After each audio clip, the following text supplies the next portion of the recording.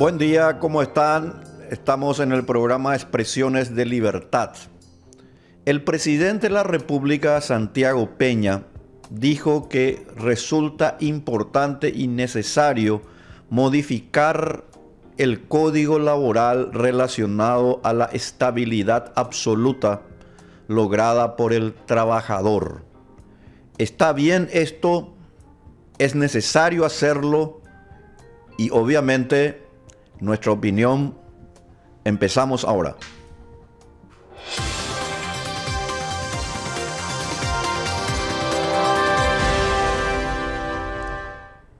El presidente de la República, Santiago Peña, sostuvo días atrás sobre la necesidad de modificar el código laboral, es decir, hacer una reforma en el campo del mercado laboral para modificar lo que se llama la estabilidad absoluta conseguida por el trabajador al estar 10 años en su puesto de trabajo.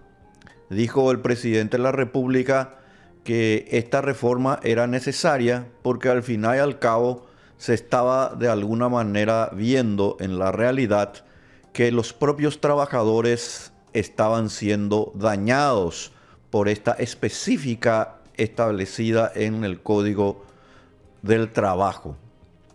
La pregunta obviamente que nosotros tenemos que hacernos es, ¿esto está bien o está mal? Personalmente yo creo que el presidente de la República tiene razón, pero no porque lo haya dicho el presidente de la República, que lo dijo apenas días atrás, sino que personalmente, y los que de alguna manera pudieron comprar mis libros, el primer libro que lo escribí hace ya 24 años atrás, y otros materiales con los cuales yo también fui publicando del total de 6 libros que tengo publicados, he dicho de manera constante y permanente y con argumentos que tenemos que modificar el código laboral. Ocurre que cuando hablamos del código laboral se cree, lamentablemente, que lo que se busca con una reforma es perjudicarle al trabajador. Y la realidad es que no es así. El código laboral, en realidad, en muchos de sus artículos, y específicamente a lo que se refirió el presidente de la República, le está dañando finalmente a esa persona que cuando llega a los 9 años y medio, lamentablemente es despedida de su puesto de trabajo. Lo que tenemos que saber es por qué muchas empresas empiezan a desvincular a sus trabajadores antes de los 9 años y medio, que es el plazo donde ya se involucra lo que se denomina la estabilidad laboral, que como sabemos se logra a los 10 años. Pero a los 9 años y medio ya rige ese derecho porque se considera a partir de lo que se denomina la puntuación y la décima 9.5. Pero más allá de esta cuestión, la situación es así. Las empresas en el Paraguay están empezando de hace ya muchos años atrás a desvincular a aquellos trabajadores que cumplen 9 años porque sencillamente la estabilidad absoluta, y hago una buena y correcta apreciación lingüística, estabilidad absoluta hace que lamentablemente el trabajador, si tiene algún inconveniente en su puesto de trabajo, sencillamente haga lo que se denomina la denuncia correspondiente y todo termina por dirimirse en el tribunal. Logrado los 9 años y medio, el trabajador, por ejemplo, no puede ser trasladado sin su consentimiento. No puede ser modificado su rol contractual. Y en consecuencia, la empresa empieza a atarse de manos y pies y de esa manera empieza a desvincularle a aquella persona que ha logrado los 9 años y medio de trabajo, porque sabe que si la persona va a ser modificada en su relación contractual, que puede ocurrir, como de hecho puede darse en cualquier relación laboral, el trabajador va a ganar el caso en el tribunal. Y al ganar el caso en el tribunal, los montos son multimillonarios. Montos que por supuesto por lo bajo van por los 50 millones y más, porque sencillamente todo el andamiaje y lo que se llama el Código Laboral ha establecido una serie de especificaciones que ciertamente nosotros lo tenemos que tomar en cuenta. Pero ocurre que aquí, en el mercado del trabajo, nosotros hemos sacado prácticamente el contrato que se debe hacer entre las partes y le hemos dado una absoluta importancia y preeminencia al Código del Trabajo. Entonces, uno puede establecer un contrato privado, como de hecho debería ser, de hecho debe ser así, siempre tiene que haber un contrato, pero en caso de que exista alguna controversia o diferencia, la cuestión viene a establecerse en el tribunal. Hasta ahí digamos que no es que esté mal.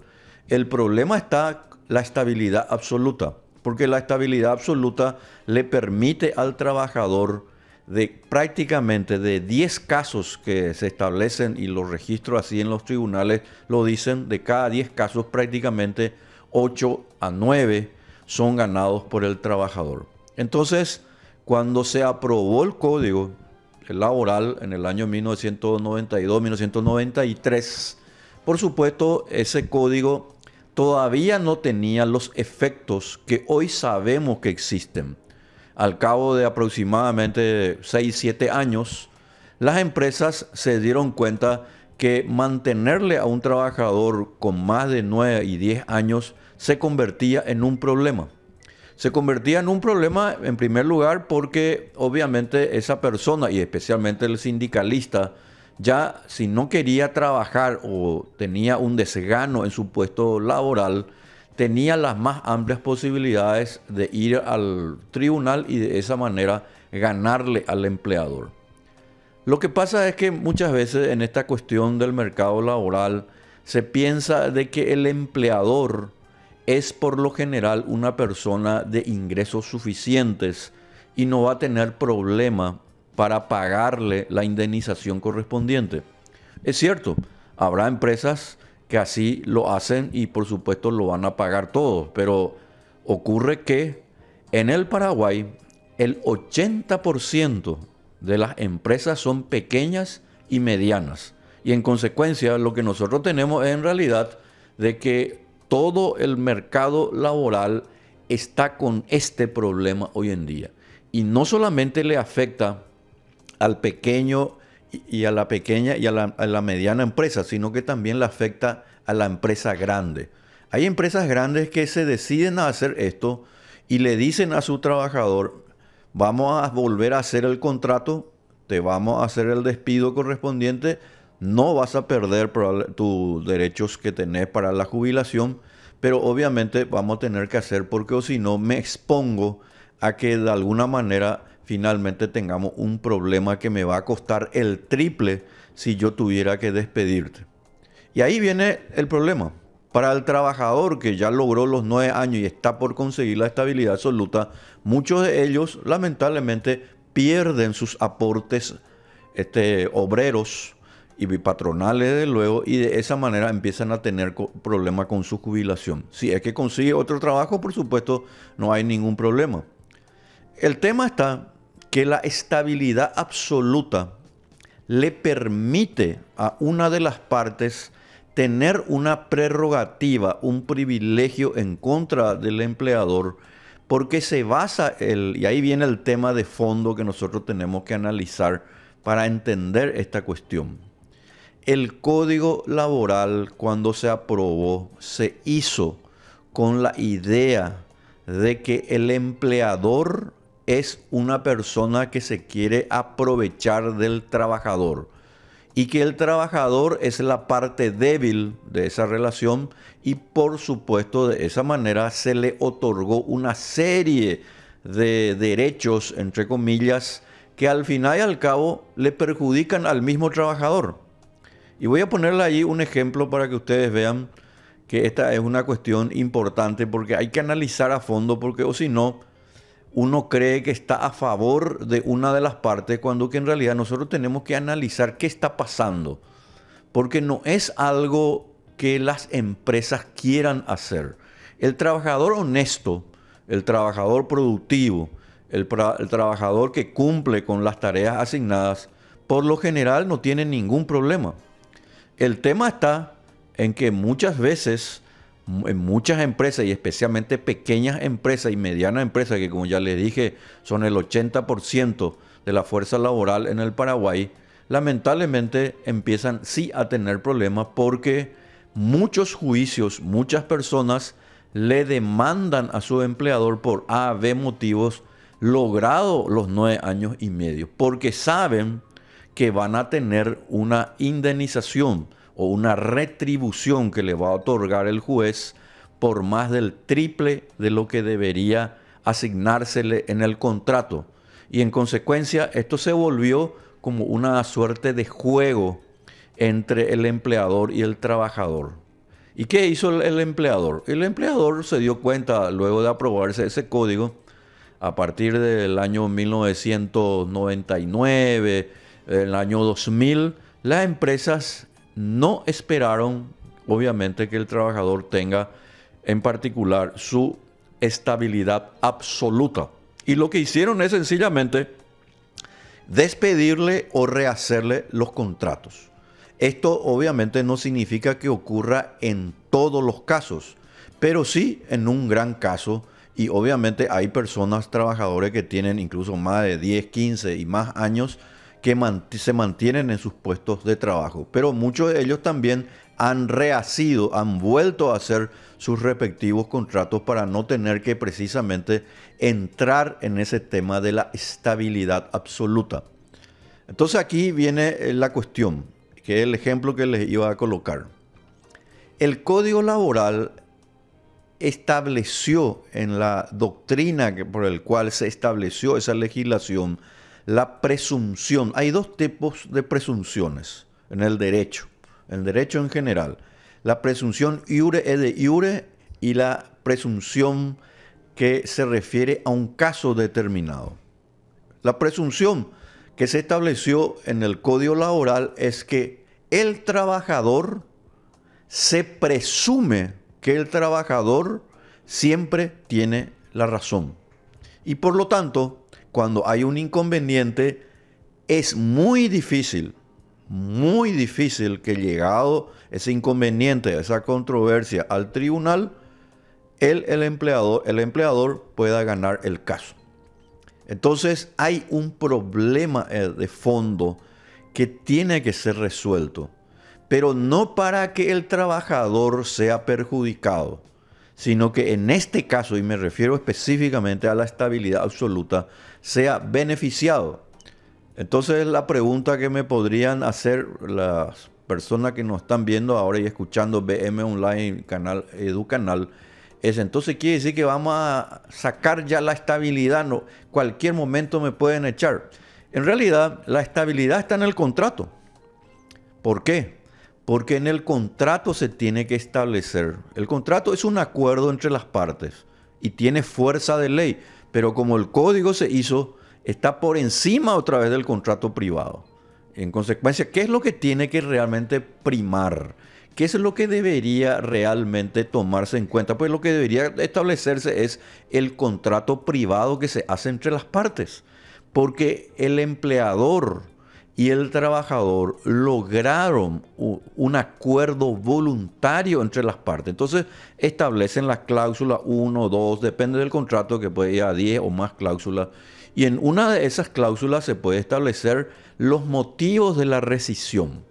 Y obviamente entre los motivos de la rescisión está, desde luego, que se le debe pagar, en caso que el despido sea injustificado, se le deberá pagar la rescisión o la indemnización correspondiente. Esa es la estabilidad real del trabajador. No es que queda a la deriva. Por eso es muy importante examinar lo que se llama el derecho comparado o lo que se llama el análisis que se da en otros países.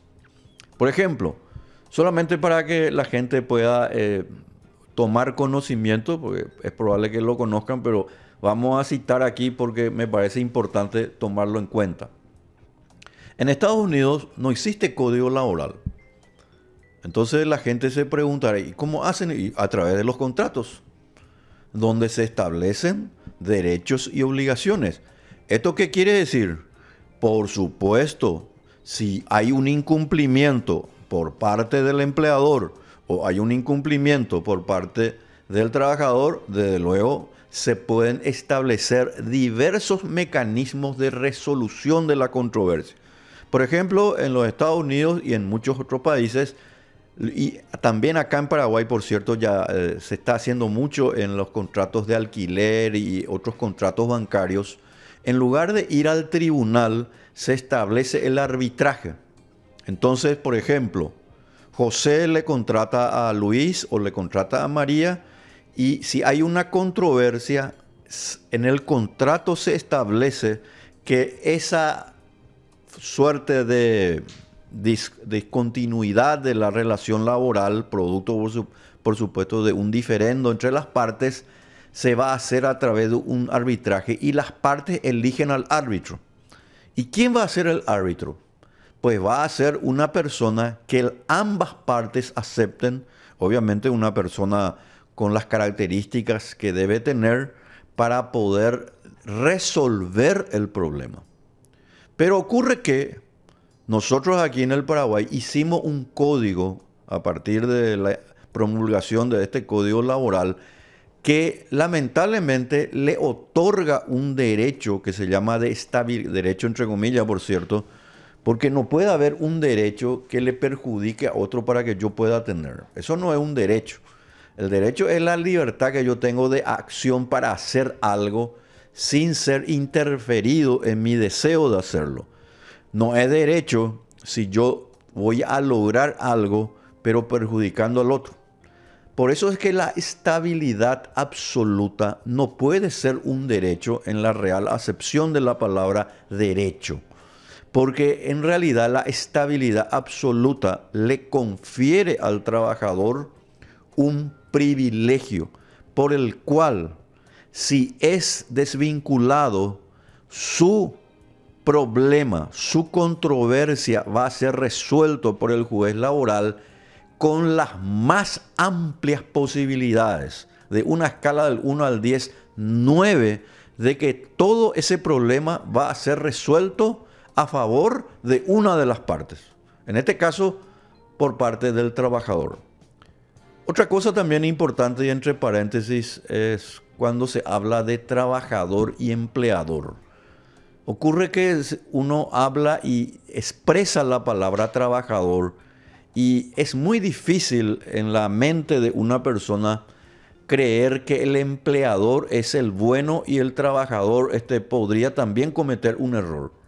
Nosotros, lamentablemente, por una cuestión que viene de hace muchos años y que tiene mucho que ver también cuestiones de la realidad, muchas veces creemos que el empleador o el empresario no es trabajador, que el empresario o el empleador, el que contrata personas, es vista generalmente como una persona insensible, que es capaz de cualquier cosa con tal finalmente de perjudicarle al trabajador.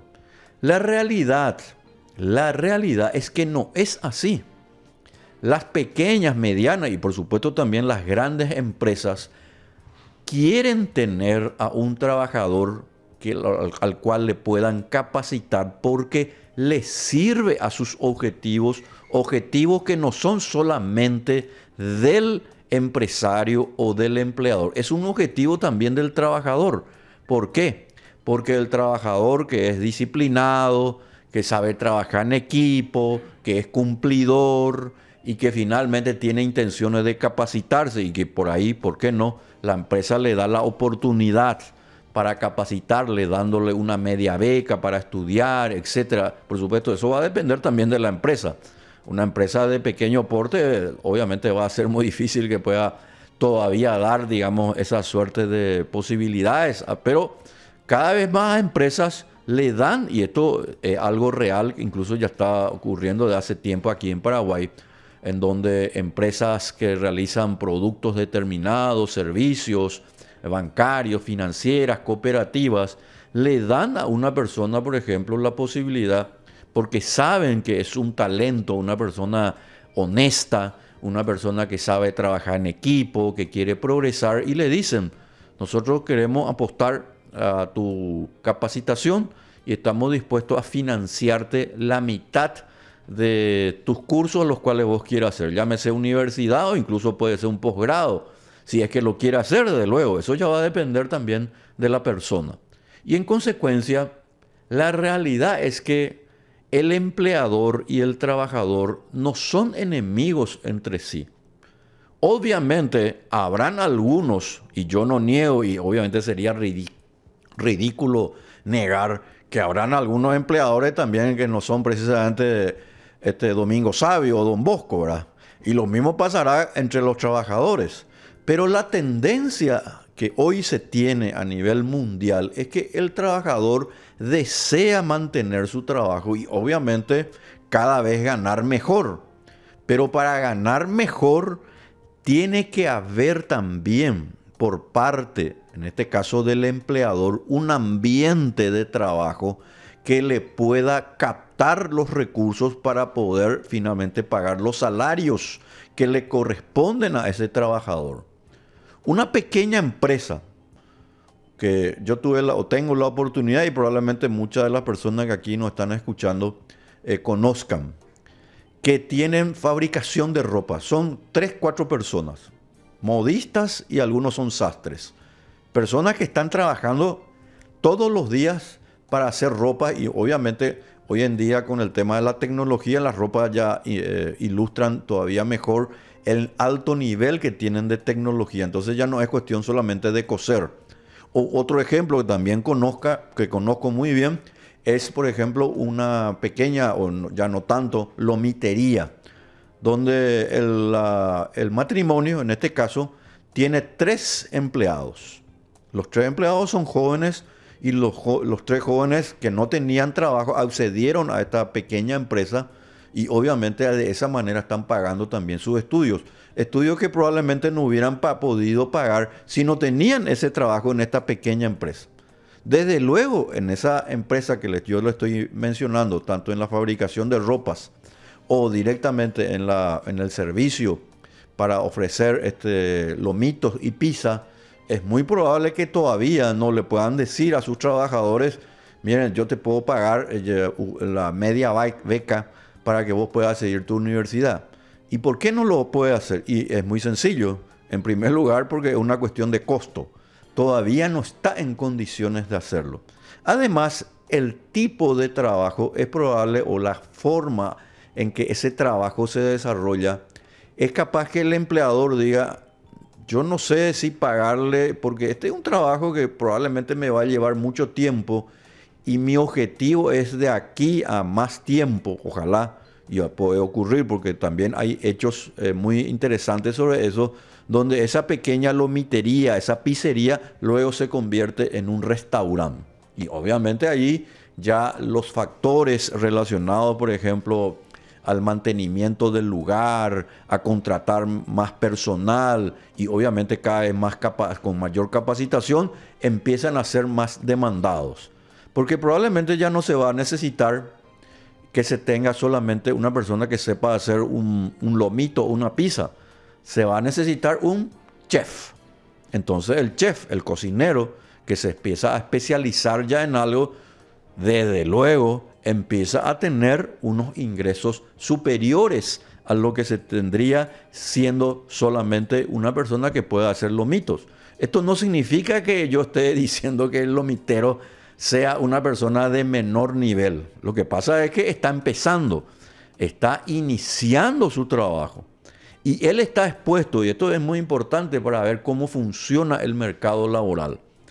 En todo el mercado laboral, desde una empresa gigante como Apple, como la que tiene Elon Musk, como son un banco que nosotros conocemos acá, o una cooperativa de las grandes que tenemos aquí, en todos estos negocios, toda esta cuestión va a depender de cómo se lleve a cabo la relación obrero-patronal.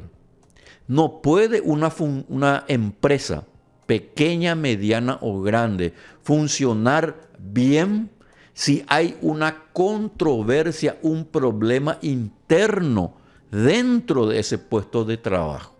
En consecuencia, lo que se tiene hoy en el Paraguay es que abundan, es como una defensa que están teniendo hoy muchas empresas y en particular las micro y medianas empresas de romper la relación laboral, despedir al trabajador antes de que llegue a los 10 años de antigüedad. Porque si ese trabajador llegara a los 10 años, llega a los 10 años y tiene algún tipo de diferendo, no quiere ser trasladado de un lugar a otro, o se le quiere modificar y se le quiere decir, mire, yo necesito que usted haga este otro tipo de trabajo, vamos a firmar un nuevo contrato. El trabajador lo único que tiene que aludir, lo único que tiene que argumentar es que él está protegido por la estabilidad laboral. Y esto es no algo solamente teórico, como lo estamos exponiendo acá, sino que son ejemplos que se está dando en el mercado laboral paraguayo. Se está dando y hay que corregirlo, no para perjudicarle al trabajador, sino que para darle a las dos partes un ambiente de certidumbre en el propio lugar de trabajo. En consecuencia, esa estabilidad laboral al que aludió en este caso días atrás el presidente de la República y que él expresó, porque todavía no hay ningún contrato, o sea, no hay ningún proyecto, en este caso, anteproyecto. El presidente agarra y dice, yo creo que tendríamos que hacer esto relacionado al tema de la estabilidad laboral. Yo enseguida, habiéndome enterado de eso, dije, yo creo que el presidente de la República, si está pensando en modificar esa parte del Código Laboral relacionada a la estabilidad absoluta, el presidente de la República tiene razón. No se trata, vuelvo a insistir, de sacar la estabilidad.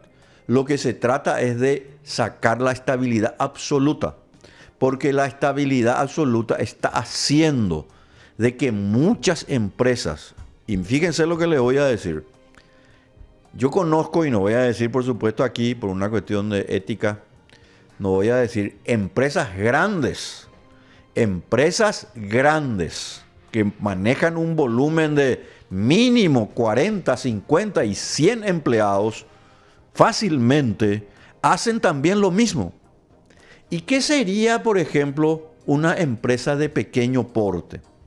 Lo que hace es muy sencillo. Llega a los 9 años y medio y le dice, mira, vamos a hacer lo siguiente, yo quiero que vos sigas aquí trabajando, me gusta que estés trabajando aquí porque sos una persona que realmente cumple, creo que realmente sos una persona de confianza. Ojo con el tema de confianza. Eso me hace recordar mucho lo que Steve Jobs justamente decía cuando él le contrataba a las jóvenes en su empresa. Él justamente lo que tomaba en cuenta es si la persona tenía dos características. Una, que si era una persona honesta de confianza y si sabía trabajar en equipo. A Steve Jobs, esto cuento nomás como una anécdota para que ustedes vean cómo la relación entre el empleador y el trabajador no es una cuestión de que uno es malo y otro es bueno. Ahí justamente le estamos viendo a Steve Jobs, que como sabemos, él falleció de una enfermedad incurable, lamentablemente, pero realmente hay que ser sincero, el señor Steve Jobs fue un genio, fue una persona realmente extraordinaria de todo punto de vista. Acá ya se lo ve realmente muy afectado por la enfermedad que él tenía, pero la empresa Apple que él creó y todo lo que significó la relación laboral era y es y sigue siendo un ejemplo a nivel mundial. En una de sus últimas conferencias, él ya prácticamente a semanas de morir, él fue invitado en una universidad, en la graduación de una universidad en los Estados Unidos, y dio una conferencia donde él dijo precisamente esto que nosotros de aquí de alguna manera estamos diciendo. Cuando viene una persona y quiere trabajar conmigo, yo a veces participaba, en lugar de ser el gerente de recursos humanos, yo mismo participaba en la conversación, en los criterios de selección. ¿Y saben ustedes lo que decía Steve Jobs? Es interesante para tomar en cuenta. No me importa lo que diga tanto tu currículum. Me podés traer, decía Steve Jobs, el currículum, de hecho se hace, porque lamentablemente es así. Entonces viene la persona y le trae así una carpeta de aproximadamente unas 40, 50 páginas que hizo un curso acá, un curso allá, tal cosa, que no es que esté mal, yo no estoy diciendo que esté mal. La pregunta de Steve Jobs era muy sencilla. No me interesa tanto lo que dice ahí el papel. Yo te voy a hacer esta pregunta. Fíjense, la persona que tiene una mentalidad, diría yo, superior, como obviamente lo era Steve Jobs. ¿Qué sabes hacer y si estás dispuesto a demostrarlo? Y obviamente el joven, la persona que estaba al otro lado de la mesa, más todavía con la presencia ahí del dueño nada más de la empresa, se sentía así con una sorpresa extraordinaria. Y la persona le tenía que decir, señor, yo sé hacer esto. Bueno, me supongo que eso, le decía Steve Jobs, está en su currículum, pero no se preocupe. Si usted me dice que sabe hacer eso, con mucho gusto lo vamos a probar y obviamente me gustaría que usted lo pueda lograr para que usted sea parte aquí de mi empresa. Pero hay algo más que medía Steve Jobs. Si la persona que le decía yo sé hacer esto mentía, por supuesto, había un problema de honestidad. Si la persona decía yo sé hacer esto, pero no decía, pero me gustaría también hacer esto y ojalá tenga la oportunidad, eso le llamaba la atención al señor Jobs. Y también otro elemento o indicador que él tomaba muy en cuenta era si la persona era una persona capaz de trabajar en equipo. Porque fíjense que hay muchas personas talentosas, obviamente pueden tener un CI casi de genialidad potencial incluso. Yo le conozco a personas con ese nivel, digamos, de inteligencia, pero tienen un problema grave. No saben trabajar en equipo. Entonces llegan al puesto laboral y se creen en primer lugar una suerte ahí de lo máximo en la cual se puede estar con él. Entonces se cree el al jefe para empezar. Y él es el que sabe más incluso del propio empleador. O sea, tiene un problema de carácter. Entonces, ¿qué es lo que se tiene que premiar en el lugar de trabajo? En el lugar de trabajo lo que se tiene que premiar es la honestidad, la afabilidad, el respeto y de luego, ¿por qué no?, la capacidad de la persona de ir mejorando y proponiendo cosas innovadoras para que el empleador también sienta que está siendo apoyado en sus objetivos. Y esa persona, ese trabajador, yo les puedo asegurar que es altamente cotizado. Y si por ahí, fíjense lo que les voy a decir, si por ahí no es cotizado, me refiero a que no se le premia con el sueldo que se merece, pues ¿qué va a hacer ese trabajador? Y muy sencillo, se va a ir a otra parte. Le va a perder ese empleador a ese trabajador que tiene un potencial extraordinario y ese trabajador se va a dar cuenta porque la gente no es tonta.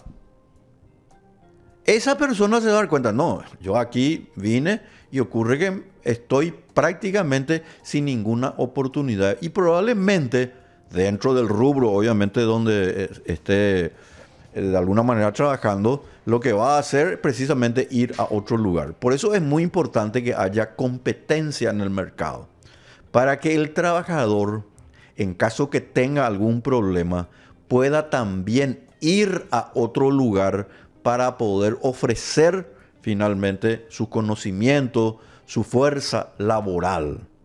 Pero en el Paraguay, el código laboral se convirtió en un problema, porque el código laboral no tuvo en cuenta algo muy sencillo y que aquí Bueno, como ya le dije, yo lo vengo sosteniendo hace más de 20 años atrás. No es que yo estoy diciendo esto por repetir nomás. Esto yo lo vengo diciendo hace más de 20 años atrás. El Código Laboral desconoció la economía.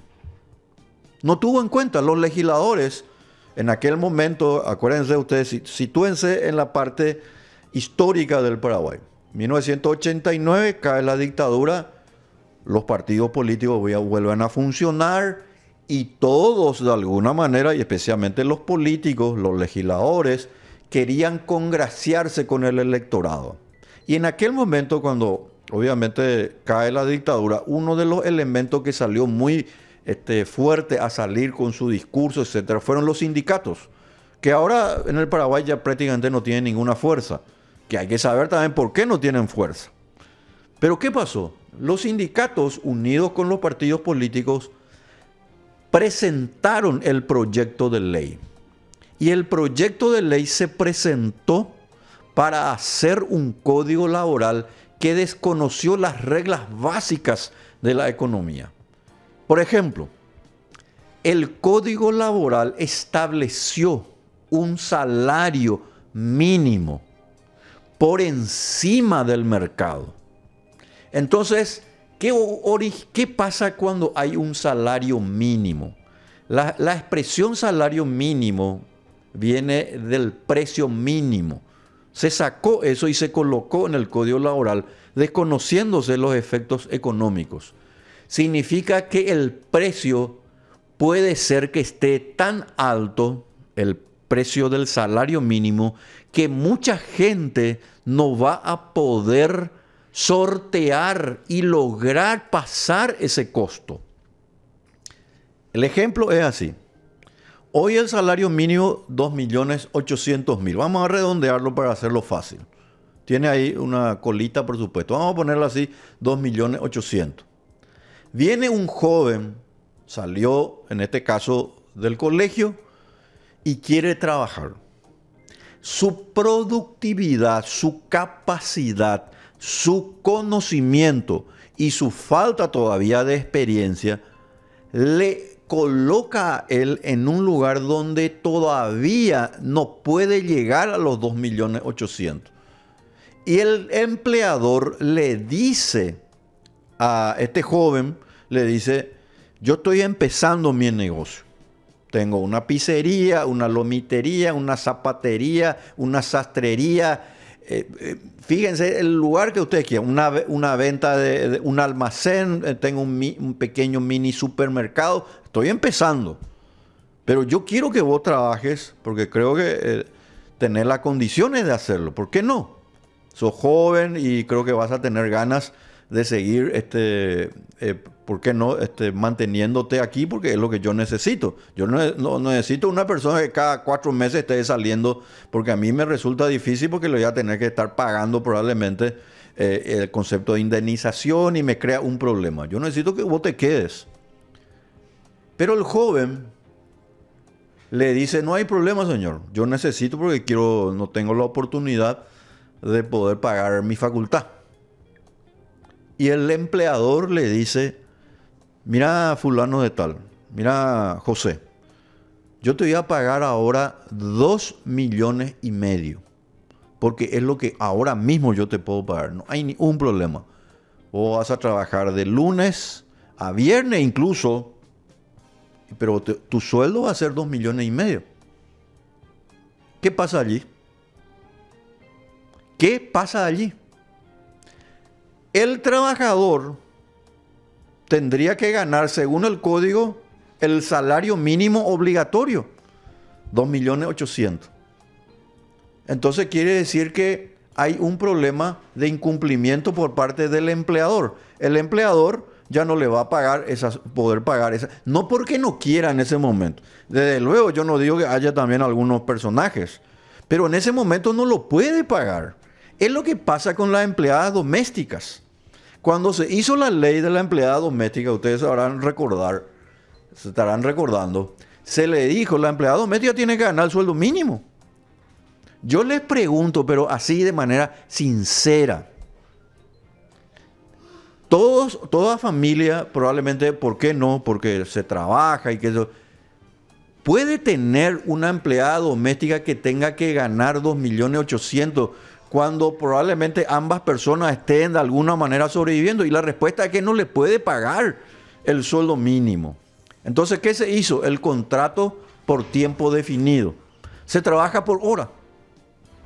Y entonces el código que le exige pagar una suma de dinero o la ley que le exige, en realidad no sirve para nada. Y lo mismo está ocurriendo con la estabilidad laboral. La estabilidad laboral absoluta, vuelvo a insistir, está provocando en el Paraguay que no solamente las pequeñas y medianas empresas, sino que las empresas grandes le estén despidiendo a su trabajador y rehaciendo, si lo quieren mantener, con nuevos contratos. Y esta es la reforma que el presidente aludió, digamos, en una reciente entrevista, donde todavía no hay un anteproyecto, pero personalmente considero que resulta muy importante reflexionar sobre este tema, y sobre esto es lo que hoy hemos conversado.